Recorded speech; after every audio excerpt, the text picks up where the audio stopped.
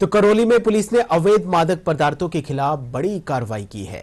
Police अधीक्षक लोकेश सोनवाल ने बताया कि केला देवी और सपोटरा थाना पुलिस ने संयुक्त कार्रवाई करते हुए धोरेरा क्षेत्र में छापा मारा है। इस दौरान एक खेत में सरसों की फसल के बीच में अवैध रूप से अफीम की खेती की जा रही थी।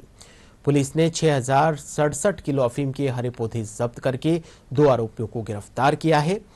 पुलिस ने एनडीपीएस एक्ट में मामला दर्ज करके जांच शुरू कर दी है। केला देवी में धोरेरा हार क्षेत्र में कोई अफीम की खेती की जा रही है। तो 3-4 दिन पहले से हमने उसको देखा, पहचाना, जगह को तलाश करके देखा, ये जगह सही है। डोडा वहां पे अफीम की खेती हो रही थी। तो अफीम की खेती की जो सूचना मिली तो फिर हमने देखा कि उस वक्त तो खाली पड़ा था, उसका रिकॉर्ड निकला है, किसकी जमीन है, किसका क्या है, और ये प्रयास किया गया कि उसके अंदर कोई ना कोई व्यक्ति उसके अंदर कास करता हुआ मिले। तो जब कल सुबह से हमारे को जब सूचना मिली कि हमने जब हमारे कांस्टेबल गुप्त रूप से मामूर कर रखे थे तो देखा कि उसमें खेती करने के लिए 2 लोग आए हुए हैं, दोनों खेत पे, और उसके अंदर अफीम के अंदर अपनी कुछ कटाई सी कर रहे थे।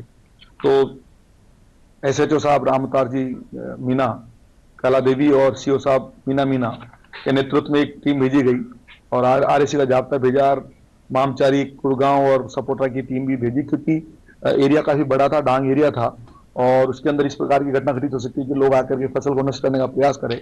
थोड़ा सा क्योंकि बिल्कुल जंगल में था, उस बात पर एहतियात बरतते हुए हमने जाब्ता भेजा और जाब्ता जब इनको घेराबंदी करी तो मौके पे हमें वहां पे चैन सिंह, चोर सिंह, उसके अंदर 2 प्रकार के वो हमें पार्ट मिले। एक तो ऊपर वाला पार्ट जो कि खतिया जमीन थी, एक नीचे वाला पार्ट।